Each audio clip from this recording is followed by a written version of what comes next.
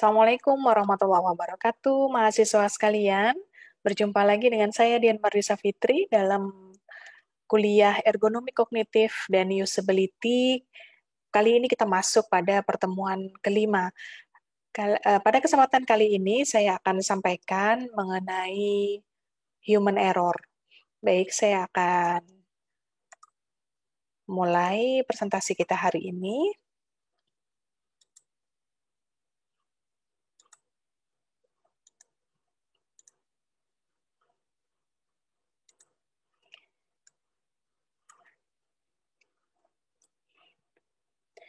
Mahasiswa sekalian, capaian pembelajaran mata kuliah kita hari ini adalah mahasiswa diharapkan dapat menjelaskan mengapa manusia melakukan human error dan mahasiswa memiliki kemampuan untuk mengidentifikasi perkembangan terbaru dalam identifikasi human error dan bagaimana aplikasinya dalam desain sistem kerja. Baik, ini adalah agenda belajar kita kali ini. Saya akan membagi agenda belajar kita hari ini menjadi 3 bagian. Yang pertama adalah the natures of errors. Kemudian di bagian kedua, kita nanti akan melakukan kegiatan di kelas. Bagaimana kita akan melihat updating dari penelitian mengenai human error. Dan berkaitan dengan ini, kita akan sama-sama melakukan studi literatur mengenai human error. Dengan setiap mahasiswa akan berkontribusi terhadap satu buah tabel meta-analisis mengenai human error. Baik, saya akan mulai di bagian pertama, ya teman-teman mahasiswa. Kita akan bahas mengenai the natures of errors. Bagaimana mekanisme terjadinya kesalahan pada manusia. Seperti itu. Nah, kesalahan kepada manusia itu bisa dijelaskan dengan algoritma seperti ini. Jadi, sebetulnya tindakan manusia itu tidak akan lepas dari 3 hal. Yang pertama adalah niat atau intentions, kemudian yang kedua adalah action, dan yang ketiga adalah konsekuensi dari tindakan kita. Nah, kita lihat algoritma di sebelah kiri ini ya. Jadi ketika kita menilai apakah tindakan kita itu tindakan yang benar atau tidak, itu kita tentunya mulai dari apakah kita memiliki niat sebelum bertindak. Nah, ini disebut prior intentions. Ya, ini adalah prior intention. Nah, kemudian kita juga akan mengenal niat dalam tindakan. Nah, niat dalam tindakan ini di dalam literatur adalah intention in action. Oke ya, jadi nanti kita akan bahas juga apa bedanya prior intentions dan intentions in action, gitu ya, di slide berikutnya. Baik, ini saya hapus dulu. Nah, sekarang kita lihat ya. Tindakan yang benar itu di sini, di bawah sini. Ya. Bagaimana terjadinya tindakan yang benar? Tentunya kita lihat dari sini dulu. Ya. Bahwa kita harus cek dulu. Apakah ada niat sebelumnya untuk bertindak? Apakah ada prior intentions tersebut? Kalau ternyata ada, pertanyaan selanjutnya adalah apakah tindakan yang diambil berjalan sesuai rencana? Kalau ternyata iya, pertanyaan selanjutnya adalah apakah tindakan tersebut mencapai tujuan yang diinginkan? Ya, kalau iya juga, maka tindakan ini adalah tindakan yang benar. Oke. Jadi, sebuah tindakan itu dinilai benar jika dia ada niat sebelumnya untuk bertindak, kemudian tindakan tersebut berjalan sesuai rencana, dan tindakan tersebut mencapai tujuan yang diinginkan. Maka tindakan itu adalah tindakan yang benar. Baik, tentunya target kita adalah melakukan tindakan yang benar. Oke, sekarang kita lihat yang di sebelah kanan ini, ya, inilah yang disebut sebagai kesalahan manusia. Ya, jadi kesalahan manusia itu terdiri dari ya yang tidak disengaja dan yang terjadinya spontan itu bisa saja adalah merupakan error, human error. Kemudian tindakan yang tidak disengaja karena tergelincir atau meleset. Ini kalau di literatur namanya slip dan lapses. Oke. Yang ini tindakan yang disengaja tetapi salah, ini kita sebut dengan mistakes. Oke, baik. Nah, sekarang bagaimana tindakan yang spontan itu terjadi? Kita akan lihat lagi algoritmanya. Ya, jadi kita balik lagi ke sini. Ada niat sebelumnya untuk bertindak. Kalau ternyata tidak ada, ya, kita cek lagi. Apakah ada niat dalam tindakan?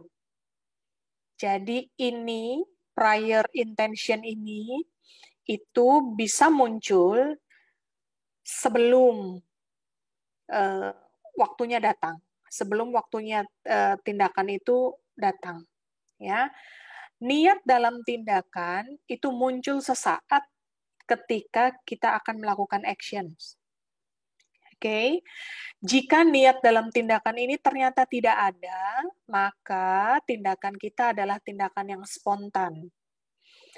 Jika ternyata intention in actions-nya itu ada, maka ini masuk ke dalam kategori tindakan yang tidak disengaja. Oke. Mudah-mudahan cukup jelas, nanti saya akan perjelas dengan contoh. Ya. Lalu, kita akan lihat bagaimana slips dan lapses ini terjadi. Oke, balik lagi ke awal. Apakah ada niat sebelumnya? Apakah ada prior intentions? Oh, ternyata ada. Ya. Tetapi ketika dicek, apakah tindakan tersebut berjalan sesuai rencana? Ternyata tidak. Jadi tidak berjalan sesuai rencana, maka ini adalah tindakan yang tidak disengaja masuk ke dalam kategori slips dan lapses. Sedangkan untuk mistakes, dia ada niat sebelumnya, prior intention-nya ada, berjalan sesuai rencana, tetapi ternyata ketika dicek apakah tindakan tersebut mencapai tujuan yang diinginkan, ternyata tidak. Maka ini adalah tindakan kesalahan. Nah, seperti itu. Sebelum saya masuk ke dalam contoh, saya akan tegaskan lagi, terangkan lagi, apa sih bedanya antara niat sebelum bertindak atau prior intentions tadi dengan niat di dalam tindakan atau intentions in action. Saya akan ambil contoh ini, ya. Misalnya kita mempunyai niat prior intention, saya mau nyetir ke kampus, artinya mau mengendarai mobil pergi ke kampus. Nah, pernyataan ini, saya mau nyetir ke kampus, itu adalah prior intentions. Oke, nyetir ke kampus ini, kalau kita breakdown lagi, action-nya, ya nyetir kan nggak langsung nyetir. Nyetir itu terdiri dari action. Satu, ambil kunci mobil, buka pintu mobil, lalu nyalakan mesinnya, nyalakan AC-nya, dan seterusnya. Ya, nah, ketika di dalam pikiran kita terlintas, saya mau nyetir ke kampus. Itu adalah prior intentions kita, niat sebelum bertindak. Baru niat. Begitu sudah datang waktunya kita untuk bertindak, maka kita akan melakukan ini, rentetan breakdown aktivitas yang menunjukkan bahwa kita akan nyetir ke kampus. Ya, nah, sesaat sepersekian detik ketika kita menyadari bahwa kita harus ambil kunci mobil, kemudian selanjutnya buka pintu, ya mungkin di antara ini pergi ke garasi, berjalan ke garasi, membuka pintu, menyalakan mesin, gitu ya. Nah, ini disinilah letaknya intentions in action. Ya, jadi disadari betul gitu. bahwa kalau mau nyetir harus ambil kunci mobil, harus buka pintu, harus nyalain mesin, dan seterusnya gitu ya. Sehingga kita bisa simpulkan bahwa semua tindakan yang disengaja itu memiliki intentions of action atau intentions in action gitu ya. Tetapi tidak semua tindakan yang disengaja itu memiliki prior intentions. Saya bisa saja mengambil kunci mobil, melakukan tindakan kunci mobil, tapi ya cek lagi apakah saya punya prior intention. Jadi saya bisa aja ambil kunci mobil tanpa punya niat mau nyetir ke kampus, saya ambil aja kunci mobilnya. Apakah saya memiliki intention in action? Pasti ada. Ambil kunci mobil itu ada niatnya. Tapi prior intentions-nya bisa jadi tidak ada ya, sekedar ambil saja gitu ya. Sehingga ini kesimpulannya bahwa semua tindakan yang disengaja itu memiliki intention in action, tetapi tidak semua tindakan tersebut memiliki prior intentions. Oke, mudah-mudahan sampai sini cukup jelas. Saya akan berikan contoh ya berdasarkan algoritma yang sebelumnya sudah saya tampilkan. Yang pertama adalah contoh tindakan benar itu seperti apa sih, gitu ya. Misalnya, saya punya prior intentions, saya punya niat bahwa saya tidak akan hadir kuliah ergonomi. Lalu, action yang saya ambil adalah saya tidak klik link Zoom yang saya dapat dari dosen. Nah, itu action saya. Karena saya sudah berniat, saya nggak akan hadir di kuliah ergonomi. Gitu. Konsekuensinya apa? Ya, konsekuensinya saya sudah tahu bahwa ketika saya tidak hadir di kuliah ergonomi, jumlah ketidakhadiran saya bertambah 1. Ini adalah tindakan yang benar karena action dan konsekuensi yang saya dapat itu sesuai, sama persis dengan prior intention saya. Jadi ini adalah tindakan yang benar menurut penilaian kognitif ya, pekerja kognitif. Oke. Jadi tindakan yang benar adalah tindakan yang action dan konsekuensinya sesuai dengan prior intentions. Baik, mudah-mudahan ini cukup jelas. Yang kedua, saya akan berikan contoh mengenai tindakan yang spontan. Saya memiliki prior intention, saya tidak akan hadir kuliah ergonomi. Lalu actionnya adalah ketika saya dapat link di grup WA, ya, link Zoom, kok ternyata saya langsung klik gitu karena sudah kebiasaan bahwa setiap menerima link langsung klik gitu ya. Nah, konsekuensinya apa? Ya, konsekuensinya adalah saya tiba-tiba hadir di kelas. Saya ikut kuliah gitu. Tindakan ini adalah tindakan yang spontan. Ya, action dan konsekuensi tidak sesuai dengan prior intentions, tetapi actions dilakukan tanpa niat yang disadari. Jadi, otak kita itu sebetulnya menyimpan kebiasaan-kebiasaan ya di dalam memori jangka panjangnya. Nah, kebiasaan-kebiasaan itu manifestasinya adalah pada gerakan. Ya, salah satunya manifestasinya adalah pada gerakan efektor. Jadi, kalau selama ini kita terbiasa, begitu terima klik link Zoom, maka langsung diklik. Nggak pakai niat yang disadari, karena seperti otomatis gitu ya. Maka inilah yang disebut sebagai tindakan yang spontan. Gitu. Jadi karena terbiasa, tadinya nggak mau ikut kuliah, malah jadinya masuk ke kelas. Seperti itu. Ya. Baik. Yang berikutnya, saya akan berikan contoh mengenai tindakan yang tidak disengaja. Prior intensinya masih sama, yaitu saya tidak akan hadir kuliah ergonomi. Tetapi pada saat actions berubah. Tiba-tiba saya klik link Zoom dari dosen, karena tiba-tiba saya muncul niat untuk klik dengan sadar ya. saya klik gitu. Dan konsekuensinya adalah saya hadir di kelas, dan ini adalah tindakan yang tidak disengaja. Action dan konsekuensinya tidak sesuai dengan prior intentions, tapi actions-nya dilakukan dengan kesadaran. Gitu. Ya. Nggak sengaja. Jadi situasinya ada berbeda ya pada action-nya. Nah, kemudian kita lihat pada slips dan laps. Prior intention-nya masih sama, saya tidak akan hadir kuliah ergonomi. Nah, actions-nya setelah menerima link Zoom, awalnya akan tutup WA, tapi ternyata link Zoom-nya itu malah terklik, kesenggol oleh jari.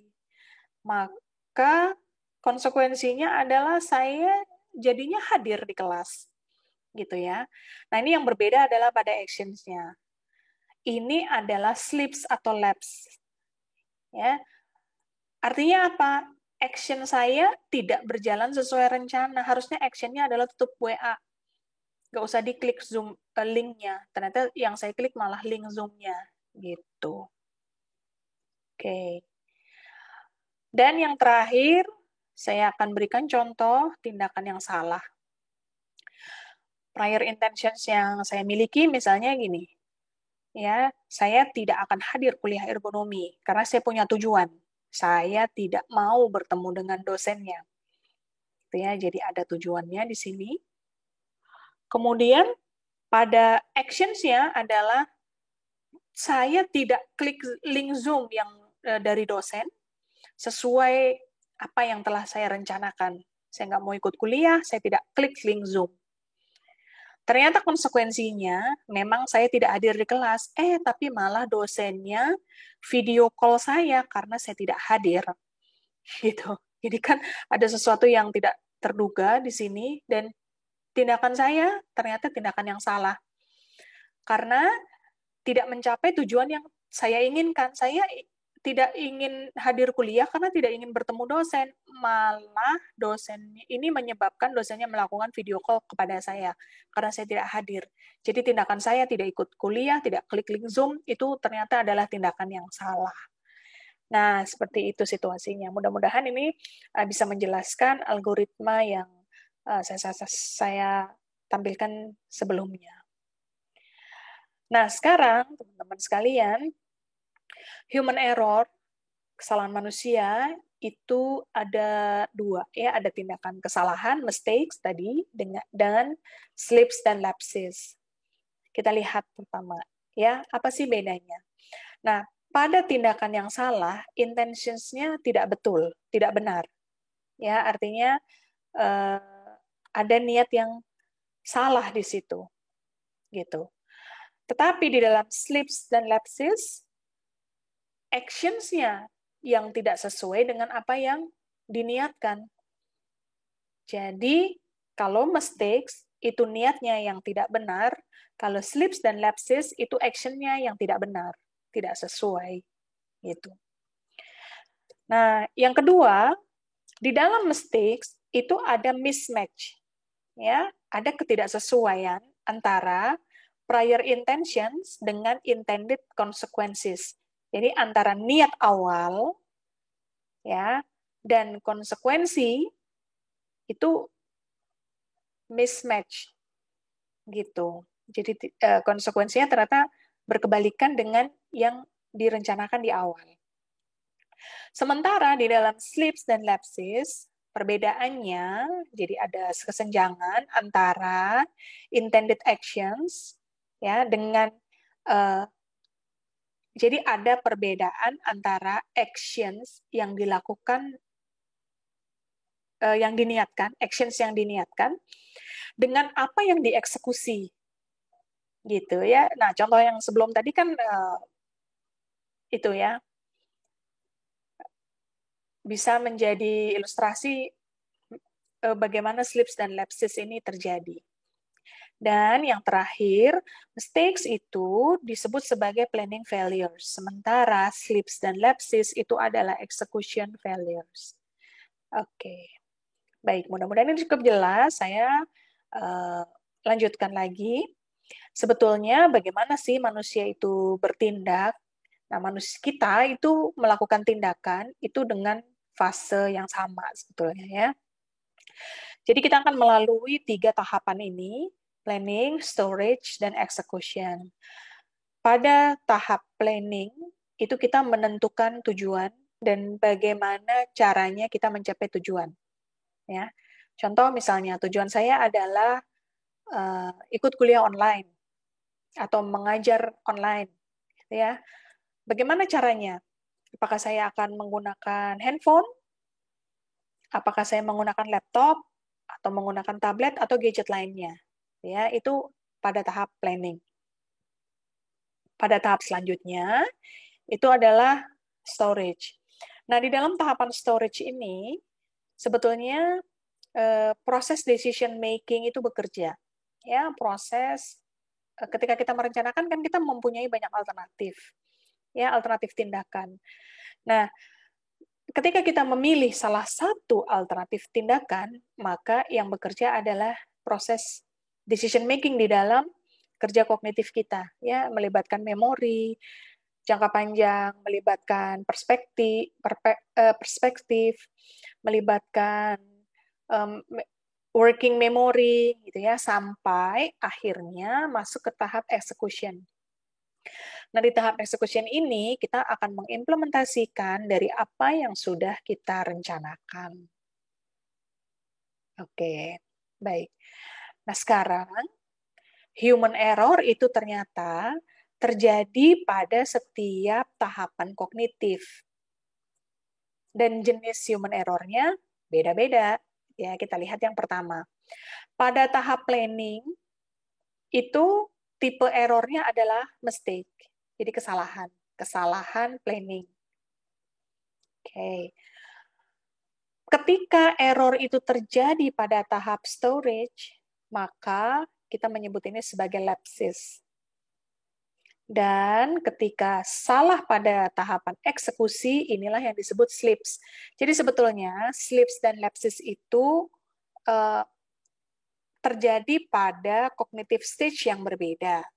Nah, kenapa sering disatukan istilahnya slip lapses gitu ya? Karena dari proses storage ke proses execution itu cepat terjadinya. Ya, berbeda ketika planning sampai dengan storage ya, itu masih ada jeda waktu yang lebih panjang. Tetapi ketika sudah masuk storage dan execution itu tuh waktunya hampir bersamaan gitu ya. Sekian detik, jadi cepat sekali sehingga memang tidak mudah mengklasifikasikan tidak mudah mengidentifikasi apakah ini salah di proses decision making-nya atau salah di eksekusinya gitu ya, sehingga slips dan lapses ini sering dijadikan satu. Nah, begitu. Baik, mudah-mudahan cukup jelas teman-teman. Kita akan mulai lagi dengan studi human error. Nah, ada 4 cara identifikasi human error yang disampaikan oleh Reason ya di literatur yang kita pakai ya. Nah, buku itu sebetulnya cukup tua, umurnya diterbitkan tahun 1990 gitu ya. Nah, ada 4 cara identifikasi human error yaitu studi kuesioner, kemudian studi laboratorium, kemudian studi simulator dan studi kasus. Nah, pada perkembangannya sampai dengan sekarang, keempatnya itu masih dilakukan.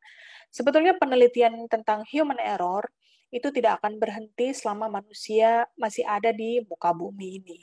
Gitu ya.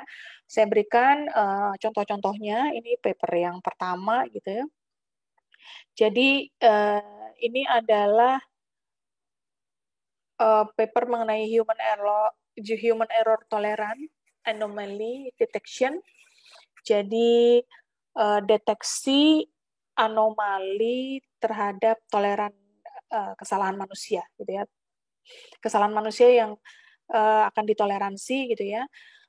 Berdasarkan time periodic packet sampling. Jadi ini menggunakan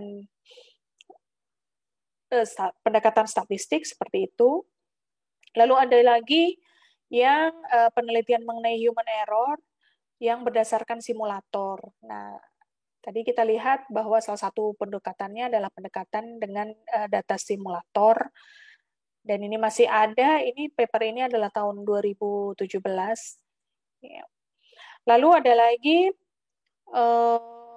studi kasus ya, jadi sequence accident ya, accident sequence. Ini adalah metodologi kualitatif untuk mengidentifikasi human error dari sequence kecelakaan. Jadi dari kejadian kecelakaan. Kemudian ada juga yang menggunakan teori human error ini untuk preventing software defect. Jadi untuk menghindari kerusakan pada software, gitu ya. Nah, perkembangannya bagus, gitu ya, penelitian di human error. Nah, saya melihat ya beberapa proposal tugas akhir yang masuk itu masih membahas mengenai human error, dan penelitian itu masih cukup up to date gitu ya, karena perkembangannya memang masih berlangsung. Nah, sekarang ya kita akan lanjutkan kegiatan kita di kelas untuk hari ini. Kita akan sama-sama membentuk satu tabel meta analisis ya. Jadi di kelas masing-masing mahasiswa akan punya kontribusi satu paper. Nah, kali ini saya akan ajak mahasiswa sekalian berlatih untuk mendapatkan artikel-artikel ilmiah ya dari jurnal internasional gitu. Nah, kita mulai dengan bagaimana cara mendapatkan paper dari Google Scholar atau Google Cendekia ini ya. Kemudian setelah itu saya sudah siapkan satu form untuk diisi setelah kalian mendapatkan paper tadi. Baik, kegiatan ini akan kita lanjutkan di kelas ya, teman-teman. Dan materinya cukup sekian. Terima kasih atas perhatiannya. Kita akan lanjutkan belajar di kelas dan pekan depan kita akan lanjutkan materi kuliah ini. Baik, terima kasih atas perhatiannya. Saya mohon maaf jika ada kekurangan dan assalamualaikum warahmatullahi wabarakatuh.